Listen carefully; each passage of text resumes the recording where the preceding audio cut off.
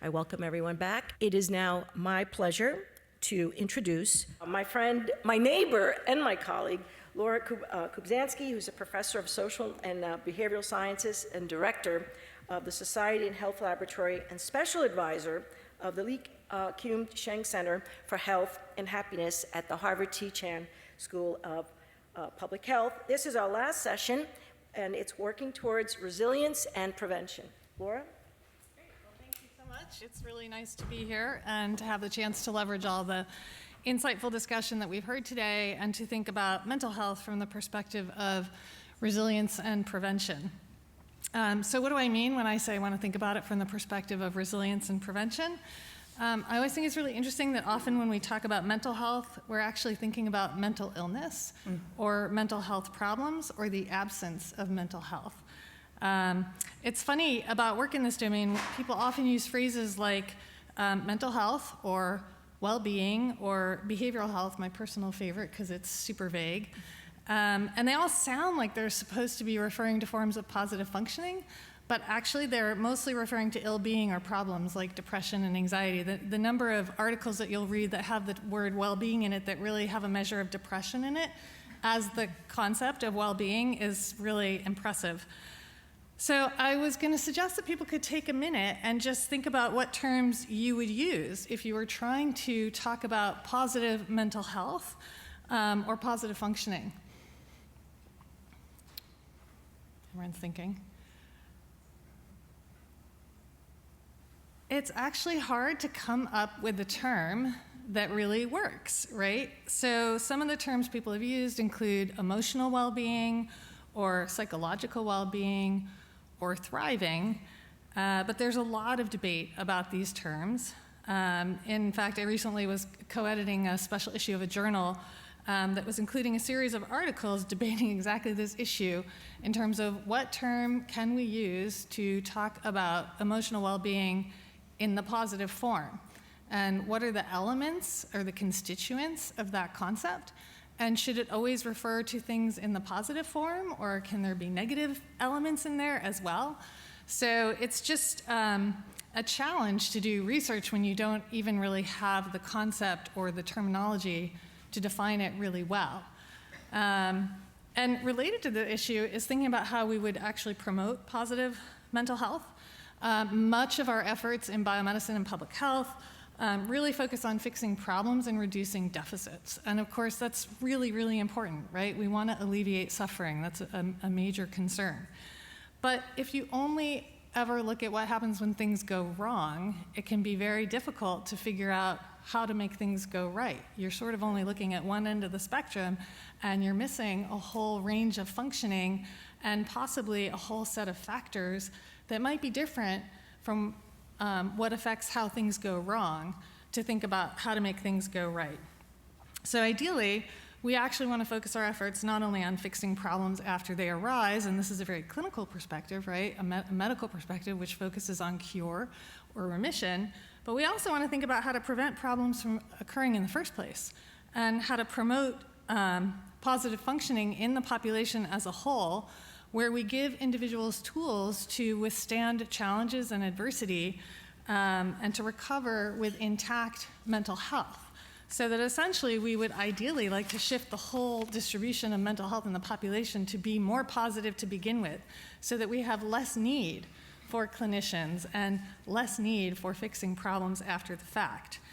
And one of the things I was really noticing about the pandemic, actually, was so much of the discussion around mental health was around mental health problems and the need for more clinicians. And that was true, right? I mean, we have a dire need for more clinicians. But what I was really sad about was that no one was talking about why we had so many problems and we needed so many more clinicians. There was no discussion of, well, what are we going to do going forward to reduce the need? Right? Other than train up more clinicians, which of course we should do, but ideally, right, we would like to not need so many clinicians. So there was a lot less discussion about what we should be doing to improve population mental health overall. So we've known for a long time that mental health problems are on the rise in the population as a whole, in women, and particularly in youth. And the critical question is, what are we going to do to slow the rise and possibly reverse the trend? So that's really the focus of our session today, is how do we understand best practices for promoting positive functioning and resilience, and what's the role of gender in developing and implementing these kinds of strategies? How do we build a healthy, high-functioning population, or from a public health perspective, how do we shift the distribution of health in the population so there are more people who are functioning well? So one other note that I want to make for framing the discussion is that so often discussions of mental health center around individuals and what they can do to feel better or do better, so the strategies individuals take to improve their functioning. But discussions of population mental health are going to need to focus on systems and organizations and policies that are going to make it possible for people to achieve positive functioning and to be more resilient. If you're going to shift the whole distribution of the population, an individually oriented strategy is probably going to be insufficient. So I'm really excited that several of our talks today are going to focus exactly on these issues, on the systems and policies that we need to have in place in order to enable more people to achieve positive mental health, and the extent to which these need to be gender informed. So I'm super excited to hear the comments from our panel.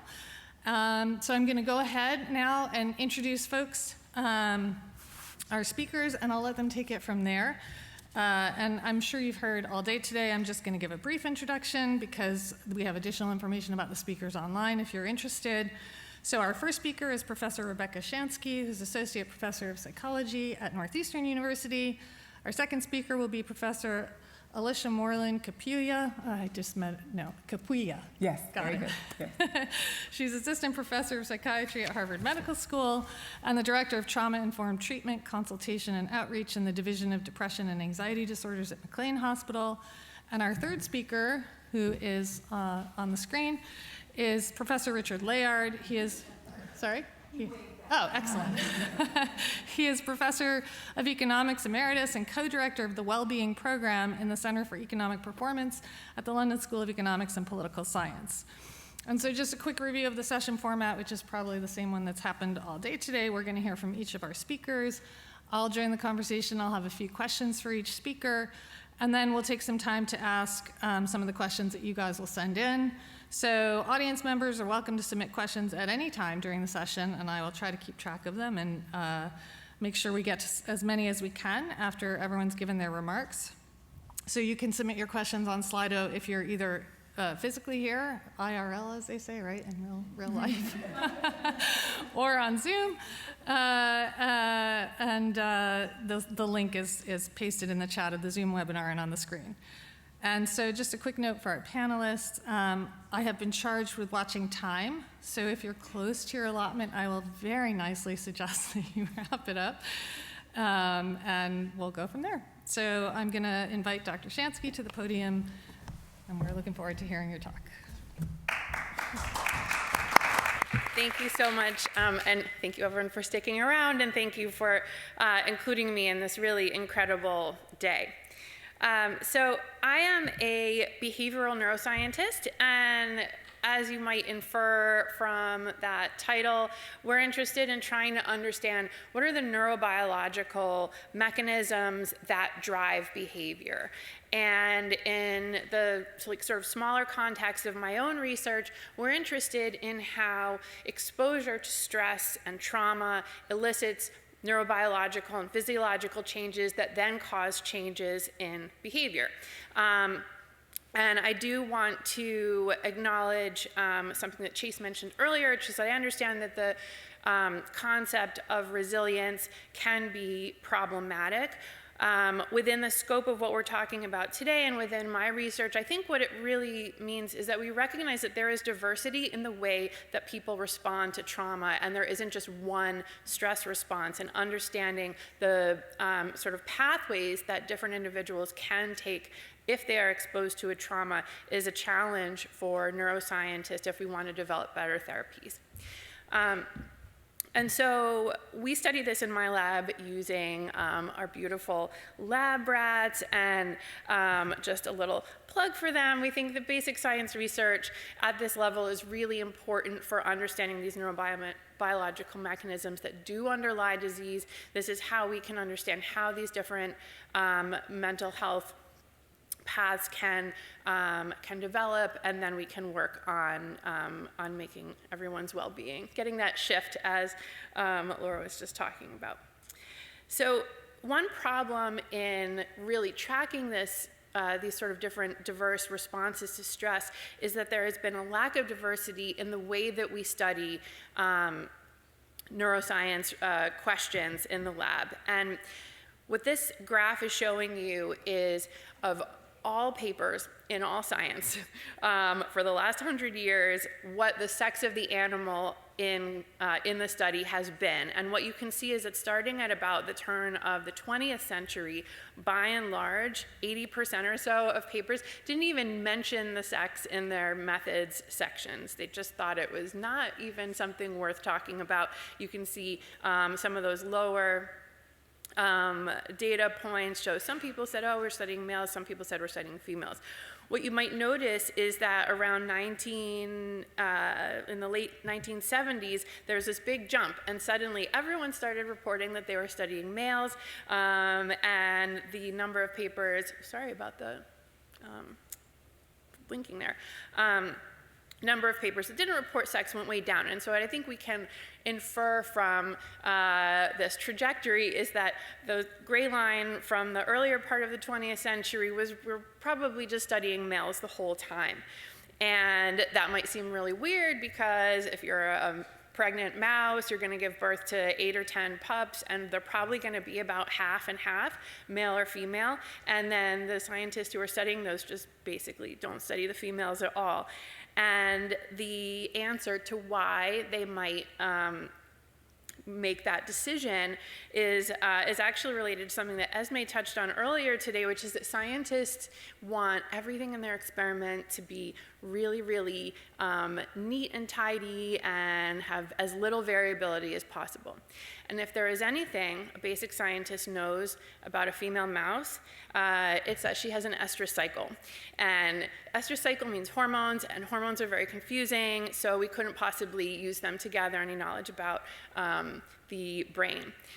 What you're looking at here is sort of just a comparison of the rodent estrous cycle versus a human menstrual cycle, and you can see that although the time course of the cycle in a rodent is much smaller, it's only about 4 to 5 days, the sort of path that the hormones, ovarian hormones, take is very similar to what you see in the human menstrual cycle. And so scientists look at this and they say, oh, well, one day the estradiol is up and the next day it's down. This is definitely going to mess up my data, and so I just couldn't possibly study females. They're not useful as a model organism.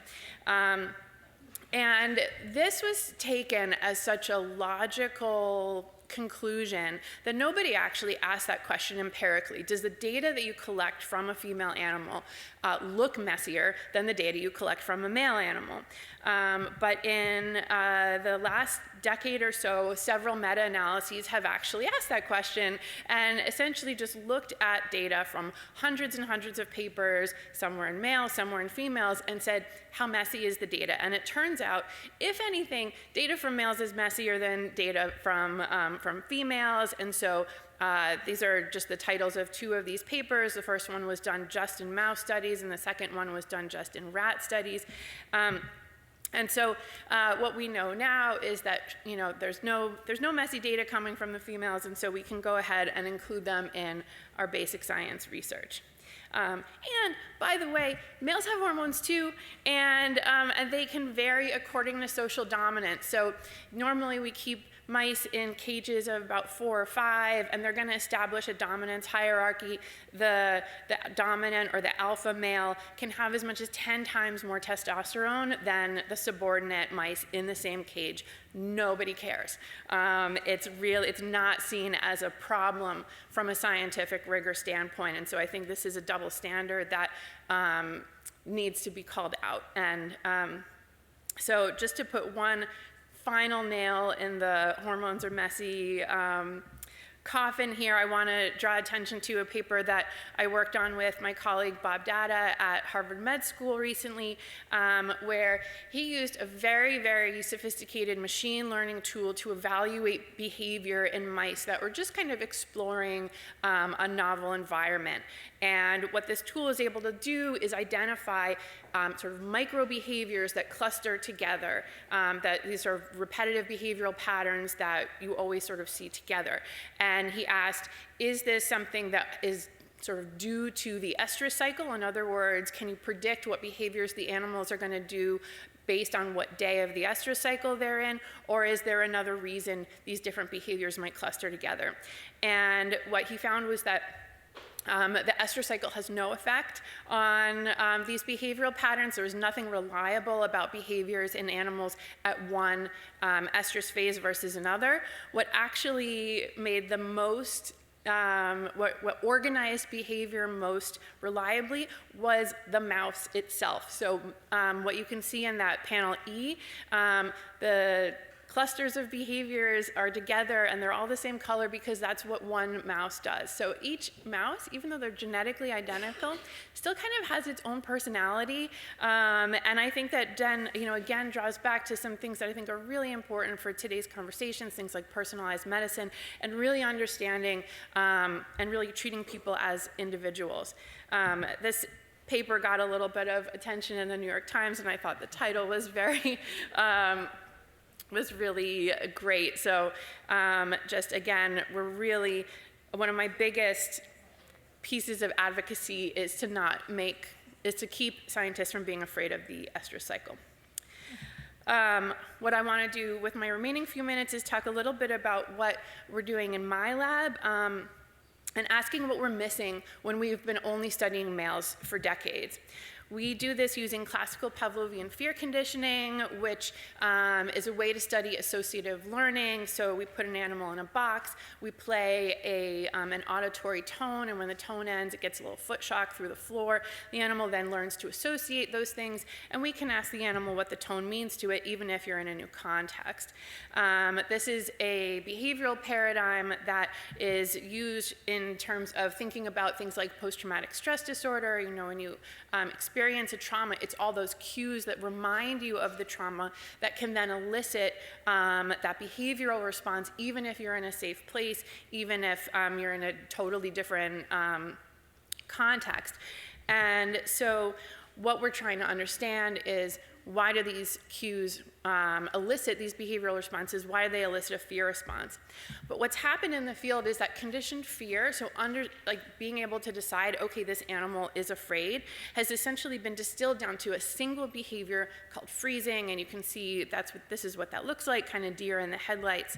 But what we found in my lab is that actually there's a lot of things animals can do, especially when you start to study females. So here's a male rat walking around, and you're going to see a notation that the tone that it should be afraid of comes on, and you can see it sort of turned around. It's going to run to the corner of the chamber and basically engage in that freezing response. And it might look like the video stopped, but I assure you it didn't. This is what freezing looks like. They are really very, very still. Okay. Instead, if we look at the females, you're going to see something, I think, that's just noticeably different. We've got the tone coming on, and you can see she also did a little spin around, a little dart to the other side, but she's not freezing yet, right? There's a lot of vigilance behavior. She's trying to see where she can go. There's a little bit of freezing behavior right here, but it doesn't last for very long. You're going to see she kind of creeps out, decides oh, is it okay to come out even though that tone is on? All of these things, though, are different from that exploratory behavior that you saw at the beginning of the video. And one last thing I want to show you. So one of the big things in neuroscience now is understanding neural circuits. So how does one part of the brain connect to other parts of the brain? And there are textbooks that supposedly tell you how everything is connected, but the textbooks are based on data collected in male animals, and what my lab has discovered is essentially a new circuit that was supposedly didn't exist, and now it does. And this is you looking sort of through a piece of rat brain at this circuit. It's very cool, and this is done with a fluorescent dye that we're able to inject into one part of the brain, and it will show you where that part of the brain connects to. So we're really excited to study this circuit, to see what it does specifically in females, and I think this is going to be really important moving forward, because we need to understand the neurobiological basis of behavioral diversity so that we can develop better therapies for people of all sexes and genders. This is not just about translating up males to men's health and female mice to women's health. There's no way it's that straightforward. So with that, I will thank my lab for doing all this amazing work, and thank you for listening.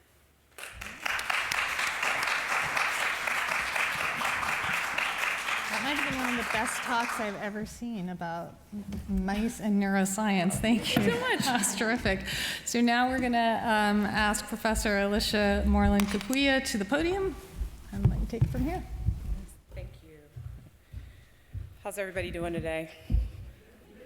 No, you can talk to me. It's okay. It's the end of the day. We're going to have a conversation. So I don't like being behind podiums. I wore this really nice outfit and these nice heels because I wanted you to see them. However, it's okay. I'll follow the rules today. So I actually want to pick up on where my colleague started and to talk really about sort of the translational aspects of sort of understanding the neurobiological underpinnings of fear and trauma and make some connections. But I'll start out with this disclosure. Dr. Peter Levine is a fellow sort of colleague and traumatologist, says that trauma is perhaps the most avoided, belittled, ignored, and misunderstood cause of human suffering. And I would add to that not only is it all of those things, but it is a veiled epidemic. In other words, it is something that is experienced literally universally, which also means that the opportunities for healing also exist universally. And that's really what we're talking about as we had the conversation about envisioning mental health. I think of mental health on a spectrum. We all should be concerned about our mental health, and on that spectrum, there's wellness and illness. And so to that end, a lot of the work that I do, so I work clinically, so I still see patients, I do research, it's kind of picky, and I teach. And I believe that each of those particular areas help inform the other, and it helps me to kind of get to this place where, as Chase said, it's sort of this opportunity to imagine, that we can imagine a better world, not only aspirationally, but because we know that we have everything that it takes to make it so. So with that, I want to step into this idea of what trauma-informed systems change is. First, let me ask a question. How many of you know what trauma-informed care is? What is it? Anybody want to answer? We're in conversation today. You're the panel too. What is it? It's care that takes into account different traumas that the person suffered during the course of their life. Did you hear your colleague? Come on, brown shirt. It takes into account the things that have happened to folks.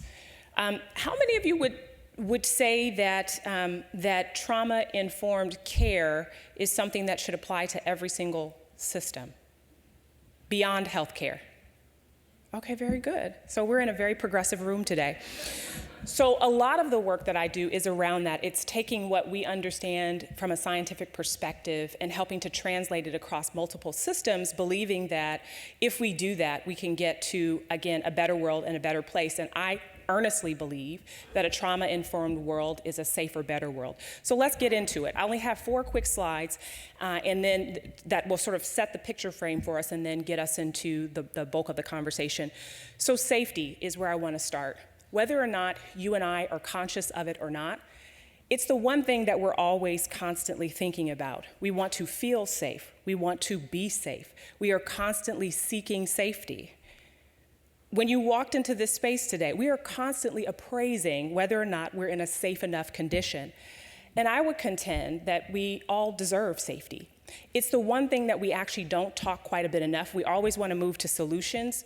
But what I would submit to this group is that it's difficult to move to meaningful solutions, which includes ensuring that we all get to be emotionally, behaviorally, psychologically, mentally well, if safety is not at the center of what we do. Would you disagree? Okay, let me do a quick exercise. Are you ready? Who's ready? We're in it together. So I'm going to ask you to do an exercise with me, and I'm only going to give you 8 seconds to do it. Can you spell your first and last name backwards in 8 seconds? Go. 8, 7, 6, 5, 4, 3, 2, 1. Okay, stop. Who was able to accomplish the task? Okay, and for those of you who accomplished the task, why? Who was able to finish it? Short names? Okay, I shouldn't make any assumptions. Well, first of all, why did I ask you to do it? I'll talk to you about that a little later. The second piece is what assumptions, we'll start with this one. What assumption did I make in asking you to do it? That you know how to spell your name. What other assumption did I make? That you can spell it all. So what I tell you, this is a brief exercise that we're doing here today, but it takes about 45 minutes, and there are over 2,000 assumptions that folks have come up with, that English is a first language, that we all process information the same way, that we all adapt to stressful situations. I wanted to put you, it's a ridiculous task to ask you to do in counting down 8 seconds while you do it. And it's not a measure of intelligence, right? It's an attentional task. I've placed on you what we call a top brain cognitive mandate and put you in a stressful situation. And for those of you who were able to complete it, good for you.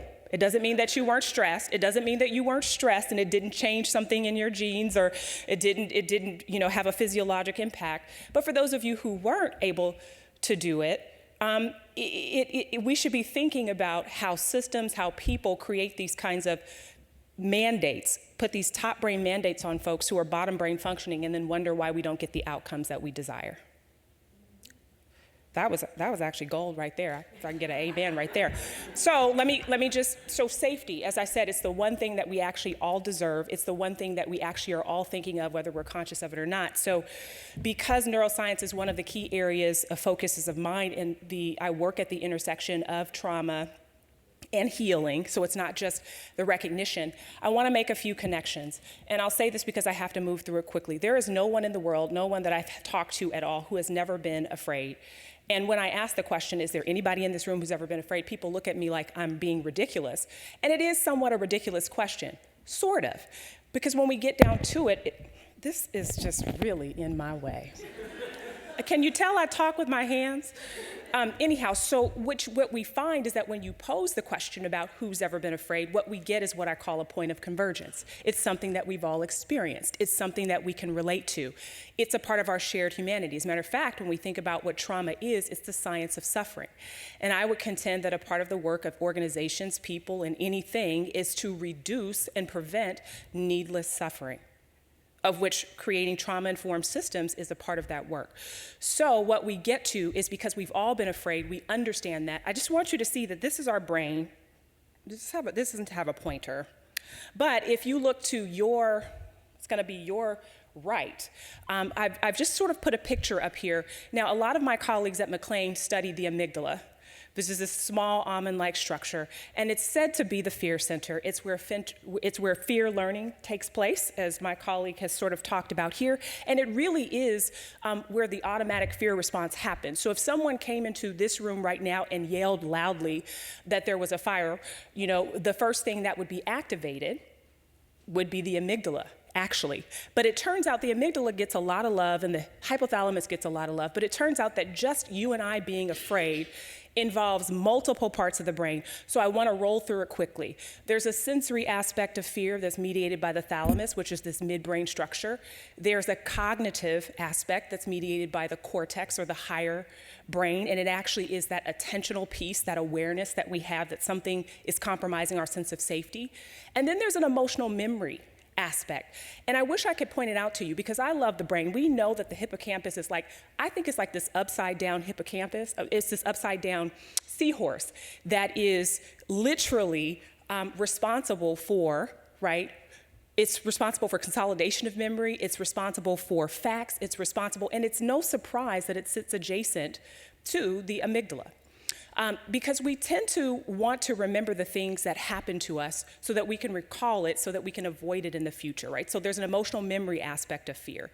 And then there's the hypothalamus, which is connected through the pituitary gland, connected to the adrenal, right? So it is adjacent to the kidneys, and it's responsible for the stress response. I simply just want to say to you today, not that you have to leave here a neuroscientist, that is my goal, I want everybody to be a neuroscientist, is that when we are afraid, we are also stressed.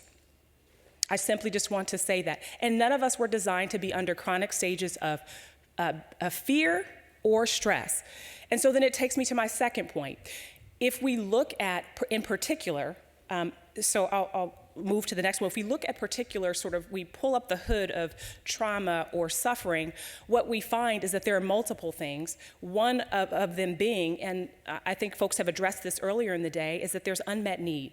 Essentially what we find is that where there are spaces and places where folks don't have things like basic needs like food, water, shelter, love, and belonging, all of these things are particularly important in order for us to be able to brush up against the edges of self-actualization, which we all deserve. And oftentimes where there is trauma, there is unmet need. So I want to wrap up with this image, and then I'll round out with a few quick thoughts. If we think about trauma in general, I think that oftentimes people think of physical trauma. And I want to go back to making this connection between fear, stress, and trauma.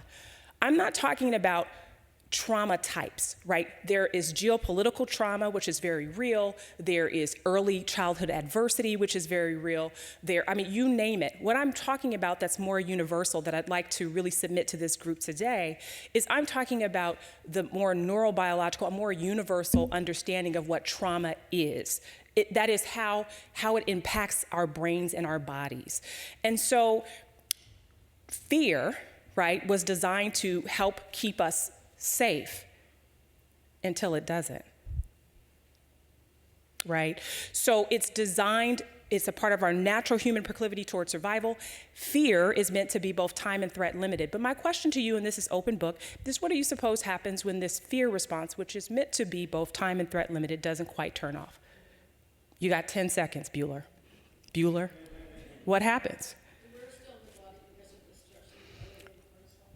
That is one, but here's what I want to leave you with. When we think about one way, not the only way, but one way to think about the neurobiological underpinnings of trauma is a fear/stress response that doesn't quite turn off. And van der Kolk says it this way, and I think I say it more efficiently, but van der Kolk says that traumatization occurs when both our internal and external resources are inadequate to cope with external threat. Basically same thing, fear/stress response that doesn't turn off, right? So why do we care, and what does this mean for us? The work that we are doing, that I am doing as a one-woman mission, is to help individuals and organizations understand this, because according to Slavic's social safety model, we as individuals, and it's concentric circles, we as individuals are a system. Outside of this, the concentric circle directly outside of that is family. Outside of that is the workplace and community. Outside of that is the state, the city, the world. And it's this recognition that every single system, right, is interrelated and interdependent, not codependent, not independent, not dependent, but interdependent. And that in order for us to move to places of greater wellness and to create the conditions where everyone can be well, that we have to consider the connectedness and the inextricable links between those particular things, and have to ask every single system, people, families, community, workplaces, to concern themselves with trauma and healing, because trauma and healing is everybody's business. So that is the short of it. As we talk about what wellness looks like, it's not an individual endeavor. It is both and, not either or. It is all of us. And so with that, I will pause for the cause and render the virtual mic over to my colleague in London. Hi. Well, lovely to be with you, but wish I could be really with you. It's such an important subject. I just wanted to talk about two topics. First, the next slide, what can school teachers do to promote mental health? And secondly, what can be done effectively to promote mental health by intervening early when young people show problems with their mental health. Next slide. The first place to start is to ask the question, which aspects of child development matter most? And a good way of asking that question is to say, well, which of them best predict whether a person will have a satisfactory life as an adult, one that they enjoy and feel fulfilled? Using cohort data, you can answer this question easily. And of course, what you find is that the better predictor of whether a person will have a happy life is whether they are emotionally healthy. When they're 16, just a small set of questions. That predicts better than all the test scores and degrees that they ever get. So then we could ask, well, what should schools be doing? Shouldn't they be promoting emotional health in their children? And there we have this common response. Well, that's not the job of schools. I mean, of course, they have to do what they can.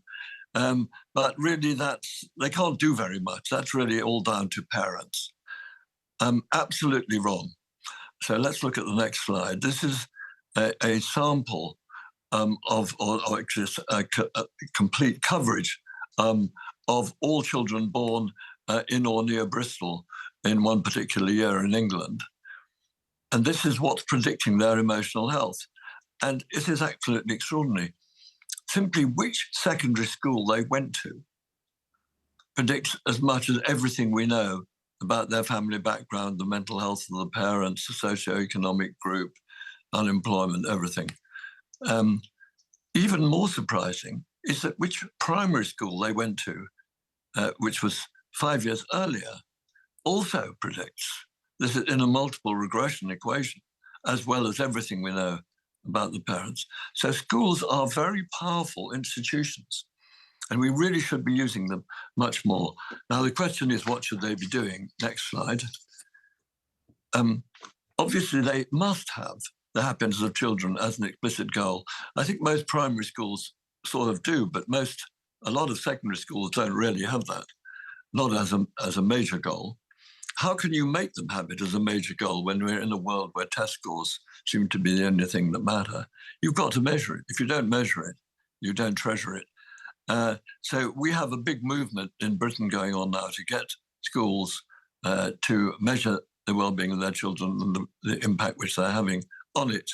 Particularly all children in Manchester now are being measured for their well-being. Then, of course, you need the well-being values to infuse the whole work of the school. But we also must be using evidence-based ways to teach life skills at least once a week. So I've been involved with a program called Healthy Minds. Next slide. And we came to this having done the Penn Resilience program. But the idea that you can change a child's life in 20 hours is a kind of crazy idea. It's got to be weekly right through the school life. And we put together in this, as you can see here, a set of modules taken from other programs which had shown evidence in proper trials of effectiveness. And then we evaluated the whole thing. Next slide, please. And so here you can see, if you can read it, the effect on our primary outcome was global health, where the scores were increased by something like 10%. Life satisfaction, though, I want to say a bit about, because that is what most of us economists use as the answer to Laura's original question. What do we mean by somebody being on the positive end of well-being? what we mean is that they are satisfied with their lives, they feel fulfilled. And that, of course, is a good measure, not only of the top end, but of the bottom end. So it's a complete scale that goes from utter misery and despair to feeling really on top of life. And I think that that is a very satisfying result that we were getting, that we were having an impact on the life satisfaction of these children. In terms of gender differences, we had much bigger effects on boys, which is sort of not surprising, given that girls are, on the whole, more emotionally aware than boys, and therefore making boys emotionally aware is a pretty good thing to do. Next slide. And that's the contact. If any of you are interested, this is a weekly set of lessons from age 11 through age 15. Okay, now let me come to my second topic, which is early intervention. And I'll just tell you something which is going on in Britain now. It's only starting, actually. But clearly, every school should have a system for providing proper therapeutic support to children who are having problems with their mental health. I think most schools do when the problems are very severe. But in Britain, there's been no support for the great majority of children suffering from the standard mental health problems, anxiety, which we're talking about just now, depression, and conduct problems. You're talking about something like 12% of girls and 6% of boys. Next slide, please. So we are now rolling out throughout Britain what are called, this is the actual title of the program, mental health support teams. For children below the most severe level, the meetings with the therapist are in school, it's informal, it's not a clinic. But we're doing it in the same way that we rolled out a service for adults called Improving Access to Psychological Therapy, which has been extremely successful and is being copied in 7 different countries now, including the province of Ontario, not so far from you. So I just want to end my remarks with just a short account of this Improving Access to Psychological Therapy program, because I think it's very relevant to a state government that was wanting to set up a proper early intervention system in children, in schools for children with mental health problems, similarly in an HMO for children or adults. So let me just quickly tell you about this program, which is sometimes called IAPT. Next slide, please. So it started in 2008, and the 3 key elements of it, and they all have to go together. You've got to train therapists in evidence-based therapies. You've got to create services where they can be trained and where they can then continue working. And you've got to measure outcomes. And we do this before every session, so we know what is being achieved, which is extraordinarily important in terms of getting policymakers to stump up the money to keep it going. So let me just tell you a bit about the scale of the service and the outcomes. The next slide, please. So you see, it's a big program. It's grown to seeing now treating with a proper course of treatment, evidence-based therapy, 700,000 adults a year. Next slide, please. So the recovery rate we measure by people having been above the cutoff for both PHQ-9 and GAD-7, now being below it. So you can see that we improved the recovery rate, which we did by a proper scientific approach, trying to run equations which explained why some services were having much higher recovery rates than others. The recovery rates are similar for men and women, and as you can see there, the reliable improvement rate is about 2/3 the recovery rate, just over a half after an average of 8 sessions. And here's another example of how just studying what the causes of low recovery rates does in terms of your ability to deal with that problem. Here's the ethnic difference. Next slide, please. So you see that when we first looked at the ethnic difference, there were big ethnic differences in recovery rates. So we studied what was causing those differences, and we've rectified it. So I think there is really a huge possibility of improving the mental health of the population enormously, both by having much more mental health conscious schools, as the other speakers were saying, and proper systems of intervention and early support. I believe, going back to the previous speaker, that people treated in the United States for anxiety disorders have normally had them on average, I think, is it for 20 years, something like that, untreated. I mean, it's just shocking how we let these problems go on and on without addressing it.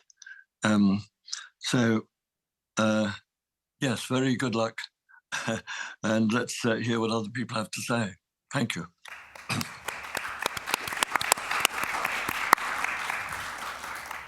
Well, thank you so much. I really appreciate all of these talks, and as I mentioned in an email when I was speaking with the panelists before we put this together, I feel like we have a very cells to society approach, right? We're going all the way from very basic science to population science and intervention, and thinking about how do we address mental health in the population and what's the role of gender in our thinking about that. So I really appreciate all of the discussion.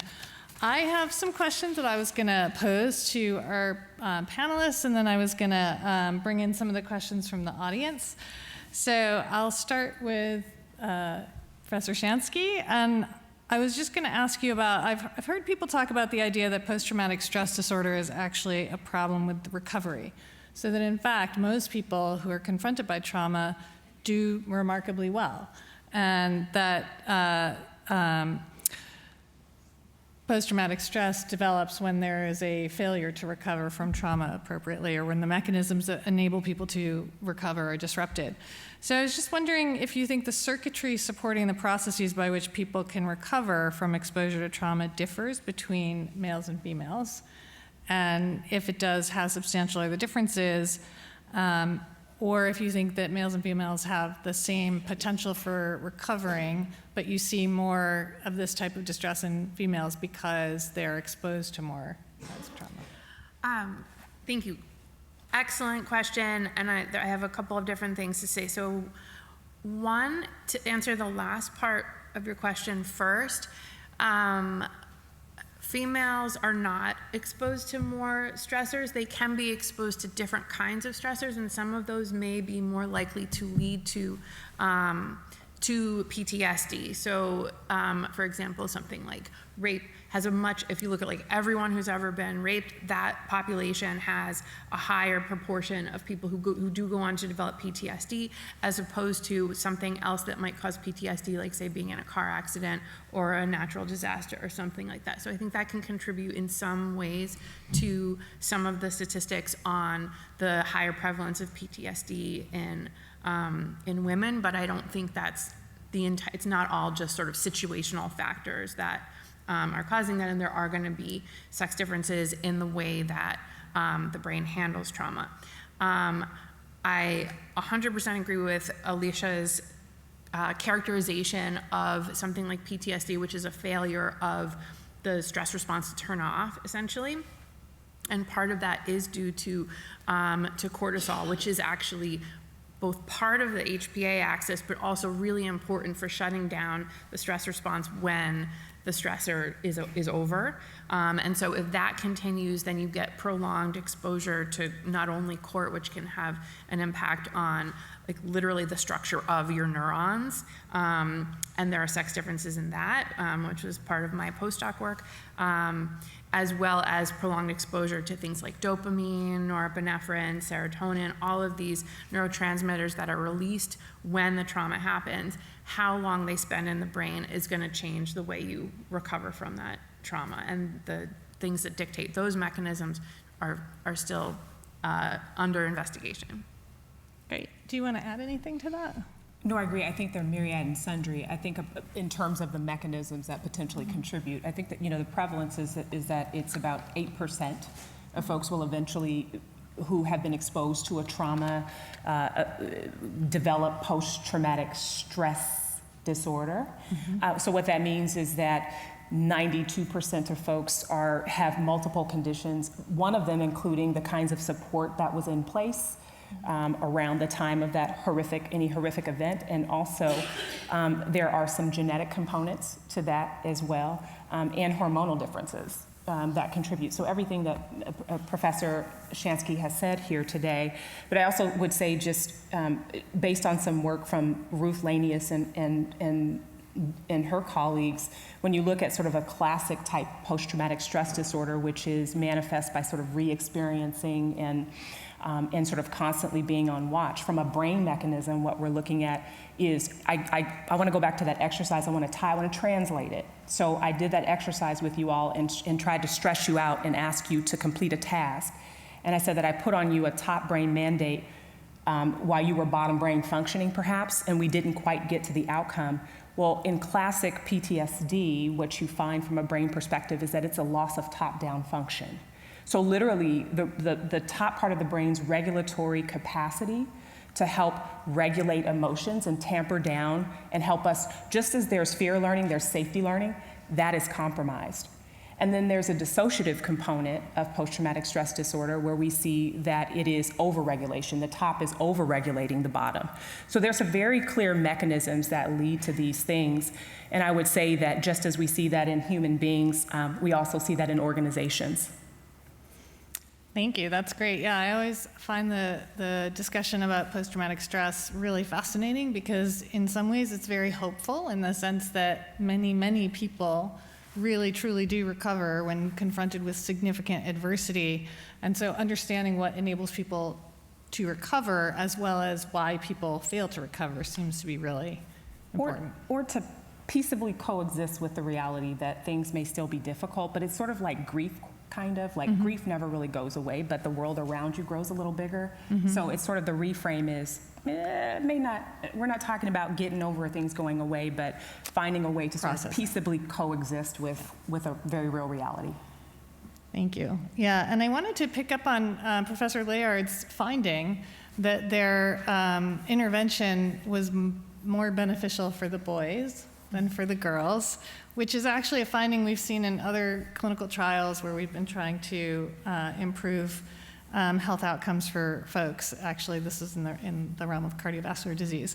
So I just wondered if either of you had any speculation on whether interventions need to be tailored specifically for girls versus boys, or the thoughts on, boys have a longer distance to go to become more emotionally aware, so they might have benefited more. Oh, because they were still like more plastic? Yeah, well, or they needed it more. Awesome. I think, I can see some parallels in this to my work, which is that we design things with the male as the default. And so this is what's happening in behavioral neuroscience is we have all of these tasks and these paradigms for the animals to do, and you can of course put a female mouse into that paradigm and collect data, but the way that we interpret how they behave in that paradigm might not be as accurate as what we get when we do it with a male, because all of the metrics were designed with males in mind. And so I think it's not necessarily that we need a whole new way of therapy for girls, but we might need to think about what we're looking for in terms of outcome metrics, and are there some small manipulations we can do that might make things more effective for the girls. Thank you. Did you want to add anything? I will, no, not on this particular perfect. instance. Yes, Okay. that was perfect. So, Professor Moreland-Capuia, I really am fascinated by the whole discussion of safety. It's actually a topic I've been exploring in some of my own work recently, and the need for safety and this, the sort of, in an environment where you feel continually unsafe, the need for sort of never-ending vigilance. And so I do feel like in our current circumstances, maybe we have forgotten the importance of providing a sense of safety for people. But I was wondering if you could speak to whether the systems and processes that we need to support people who have confronted trauma are similar to what we would need to put people on a healthy trajectory to begin with, or if you think there's something different about once people have really experienced a trauma and how you would, set up the systems in any different way. Yeah, so I am a huge proponent of all systems, like that trauma-informed policies and practices and approaches should be universal precaution, because some of the basic principles, if we look at the guiding principles of trauma-informed care as outlined by SAMHSA or even the CDC, those 6 guiding principles, of which a huge component, the sort of 6th and final, is about cultural, historical, and gender considerations. And so it is inherently built into this reality that gender is as important, and humanity is just as important. And so to the extent that you create the conditions where folks can feel seen, valued, safe, cared for, and to a certain extent in the most appropriate way loved, including in educational settings, that folks tend to do well despite where they may fall along, along gender lines. And I think that that's the most sort of important thing. The questions that I'm often challenging folks to think about is how do we create those conditions? Because right now, quite frankly, we have a geopolitical environment that is ever shifting and is ever creating conditions where folks feel so unsafe that, if you can't get to a place where you feel like you are, that you can relax or that you can be of any particular value because you're so worried about whether or not you belong or whether or not you will be treated fairly, we'll continue to deteriorate. And the reality, this may sound overly dramatic, but really it's not. It's the truth. To the extent, if we do not get to a place where we don't allow the amygdala, which is, it's so amazing to me. I have to lean in to say, this is such a small portion of the brain, but let's just think about it from an evolutionary perspective. It drives so much stuff. To the extent that we don't even consider really the role of fear. We talk about safety and how we create it, but we also need to be talking about fear and how it shows up in multiple ways.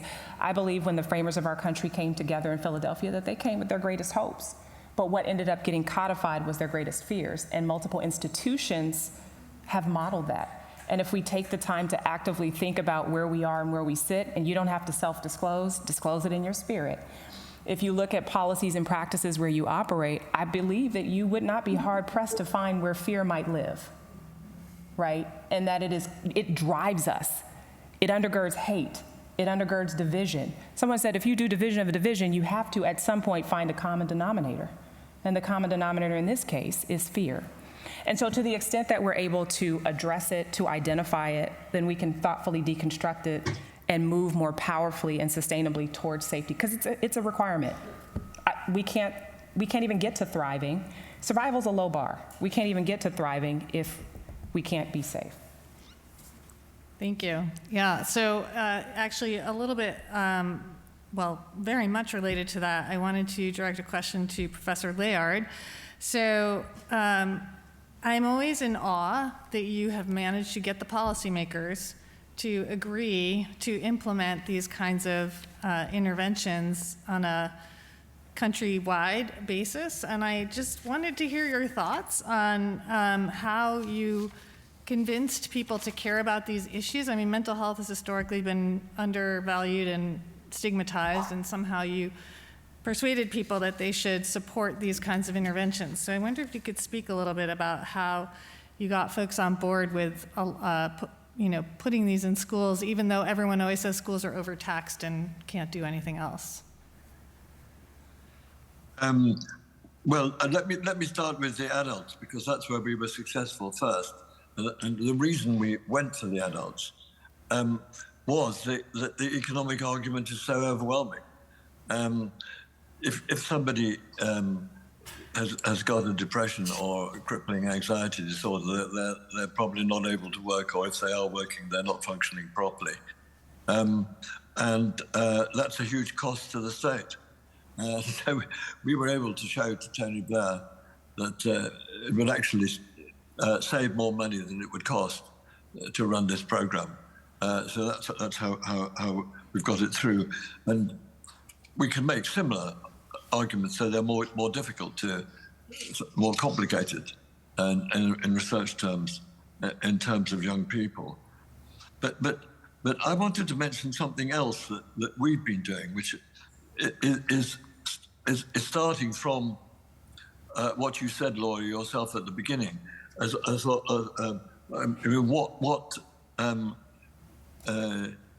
we want is a society where everybody has a good level of well-being, which I would tend to define in terms of life satisfaction. And so that then we've had the research program to try and find out, as I showed you a little bit of it, what are the determinants of life satisfaction. And I've always insisted that mental health has to be in that equation. Of course, you put other things in there, like poverty and family breakup and so on. But it is leaving, it's Hamlet without the prince. If you don't allow for some role for mental health problems which are not coming from poverty or from family breakup or something of that sort. So it's been quite a struggle. But by not putting in mental health measures in the equation as such, but by putting in whether a person has been diagnosed with a mental health problem, I think I've persuaded everybody that mental health should be in this equation. And that is making a big stir in the British context, because there is a lot of interest in what's determining the life satisfaction of the population. It's measured on a regular basis by our National Statistics Office. And if it turns out, which it does, that whether you've ever been diagnosed with anxiety or depression is the biggest single determinant, much more than whether you have low income, for example, of whether you will be at low levels of life satisfaction. That's made a big difference. Yes, and if you can convince people that, measures of mental health and well-being are a marker of societal health rather than other things, then you've made quite an accomplishment. I do want to bring in questions from the audience. So I'm going to start with this first one, which I really appreciate. Actually, it's a topic I've been fascinated by for a long time myself. Are the brain changes caused by prolonged stress reversible? And are there gender differences in susceptibility of the brains to stress and to capacity for resilience? So I think we talked a little bit about this, but maybe you guys could speak a little bit to it. I can talk about some research that's done in animals particularly. So the short answer to the first question is yes, the changes are reversible. And so one example of that is we can expose an animal to a chronic stress regimen, so say like 3 weeks of just kind of like an unpleasant life, nothing too severe, but they don't like it. What you can observe after those 3 weeks are a reduction in neuronal material. So basically their brain is shrinking in very specific brain regions, although the amygdala actually grows. So you can imagine what kind of behavioral profile you might see after that. But if you do that stressor and then you just let the animals hang out in their cage for another 3 weeks, a lot of that, those structural changes will kind of return to their normal baseline. So at least from a structural perspective in rodents, yes, these changes are reversible. So it would be nice if you could just be like, oh yeah, just take a vacation after a trauma and like you're gonna be totally fine.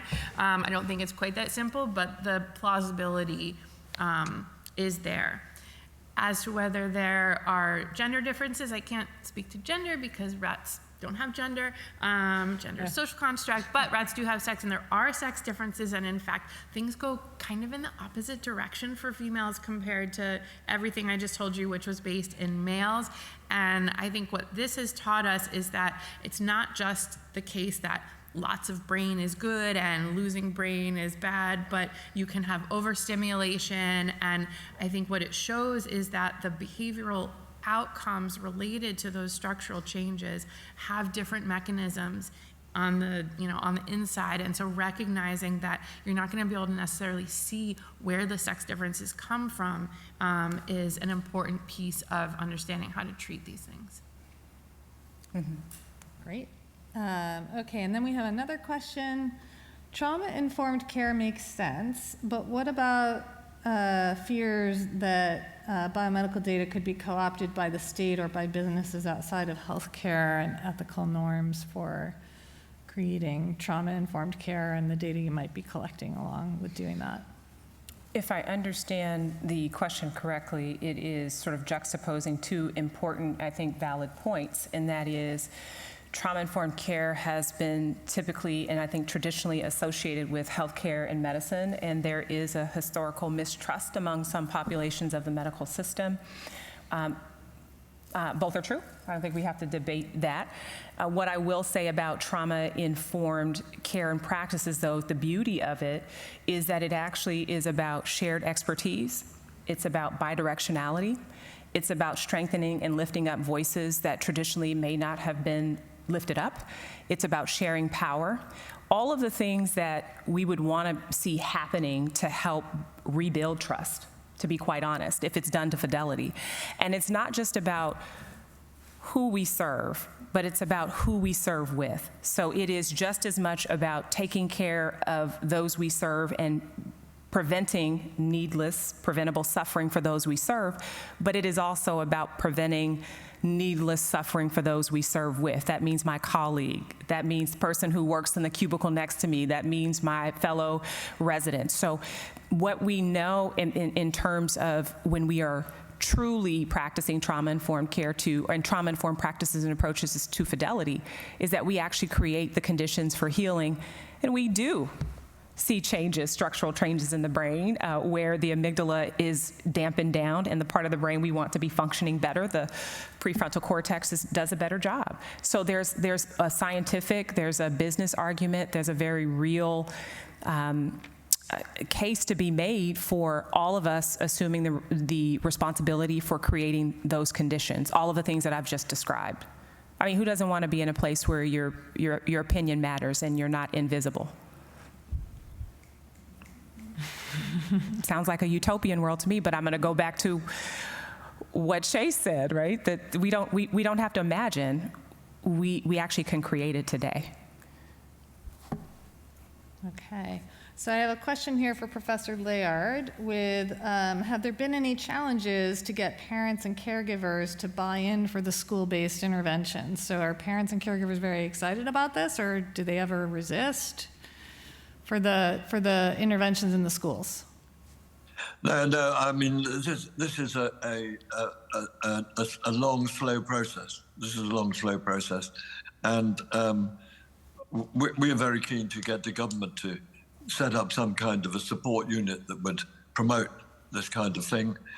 We've had an extraordinary situation in Britain where the government have for the first time, made the teaching of social skills compulsory, but they've not said how long. Many schools are satisfying this by putting on one day a term or even one day a year. So that's what we've got to get changed. But who bears the cost, of course, is an important issue. I think that varies from school system to school system. Nothing much that can be said about that. But in general, did the parents go along? Are they happy for the kids to have this opportunity, or do you ever get any pushback from the parents? This is a very, very interesting thing. In the trial that I mentioned to you, 32 schools They did it just for one cohort. The trial was one or two cohorts of children. They've all continued doing it because the school teachers and the parents are so pleased with it.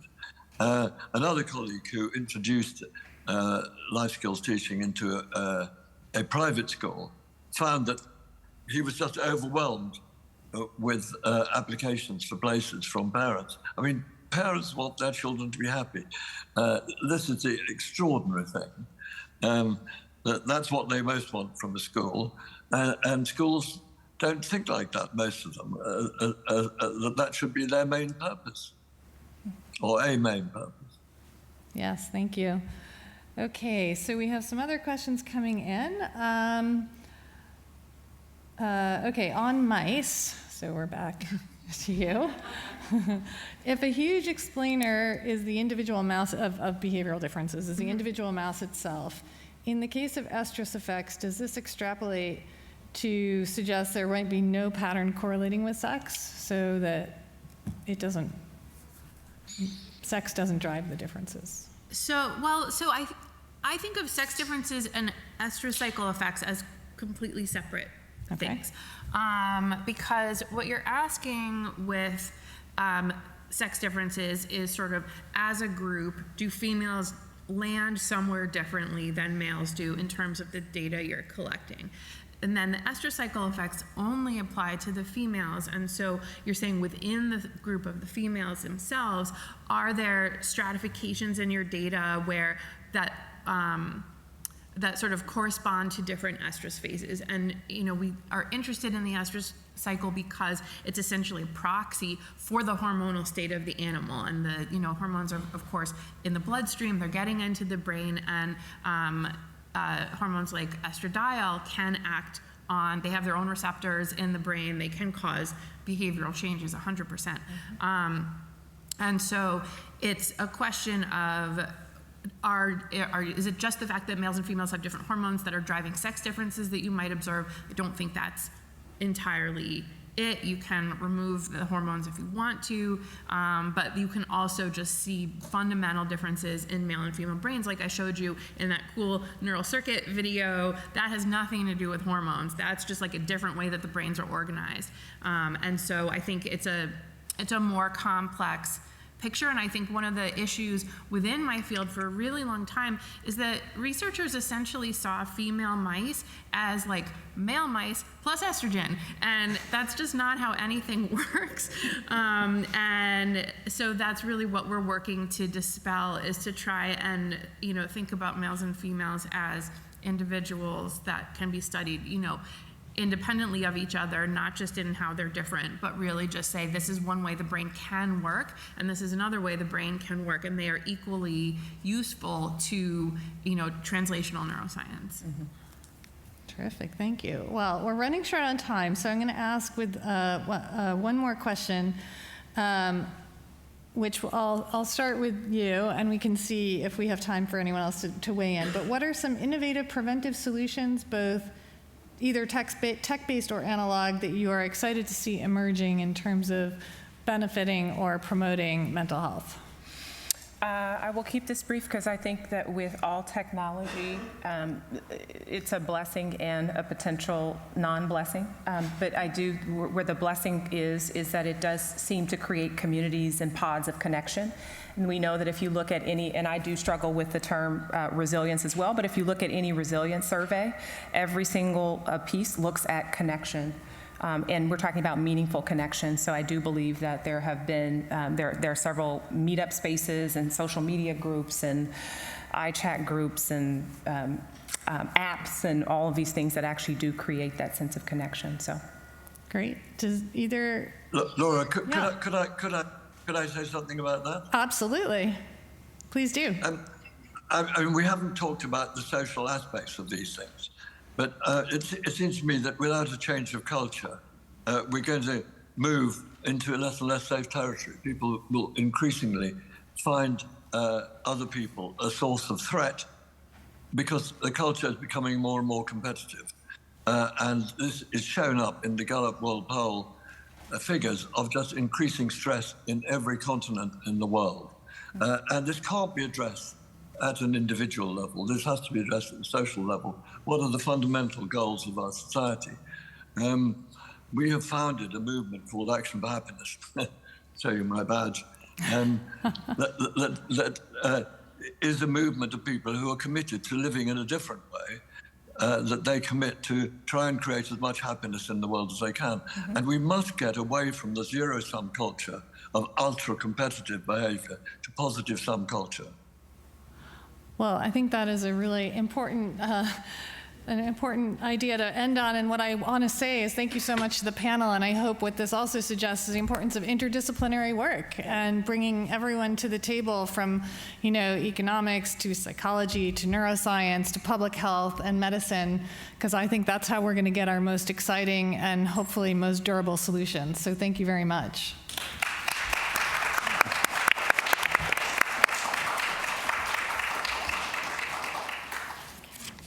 Thank you, Laura. Thank you, speakers. I'm going to give my concluding remarks from up here, and I ask that you sit in the audience. And I do have a remark also for this session. Don't think it's not going to be included.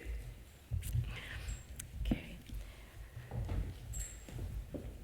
So I really do want to thank the talented speakers today, the passion that they all brought today, their time, their effort. They traveled from far away, the moderators, and everyone in person and everyone in Zoom world. So grateful that you could hang in there.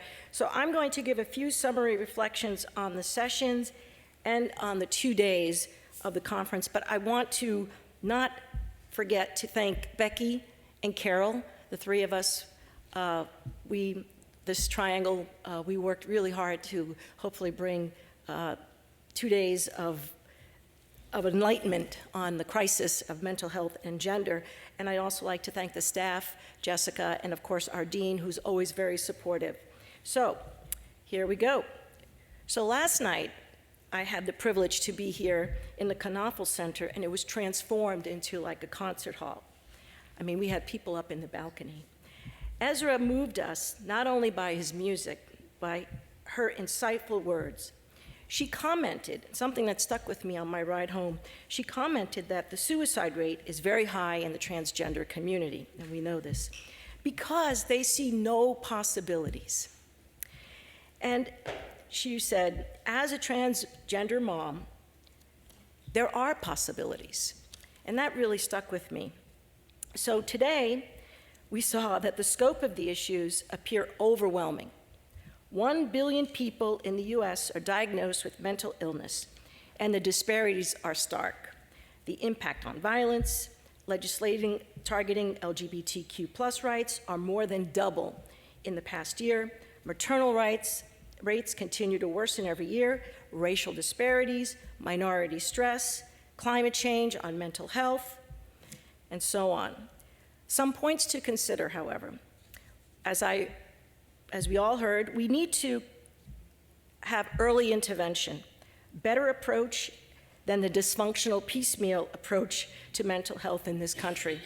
We need greater diversity in such things as drug trials, for example, but also with respect to mental health care workers.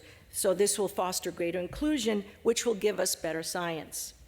The language of illness, that was something new to me, and it was impactful to me because I study cancer. No one says they are cancer, right? So they battle cancer. So the language is very important. And we need to speak up. So what do I mean by that? So during lunch, it occurred to me in conversation that very famous poem that everyone knows about by Pastor Martin Niemöller. And I'll be very brief, and I won't go through the whole thing, but I will begin just so everyone, once I say the first line, you will know which one it is.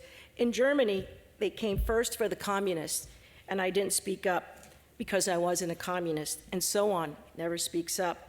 But then they came for me, and by that time, no one was left to speak up. So it's a slippery slope, and this came up during a few sessions, including the keynote. We need to speak up. And so, to conclude, as I always like to say, we need to send people home with hope. And there are protective factors. We heard about resilience, we heard about the impact of community, we heard about family, and we heard about the impact of early education. And I agree with you, Chase. Why aren't we dreaming more? We wish everyone a pleasant evening.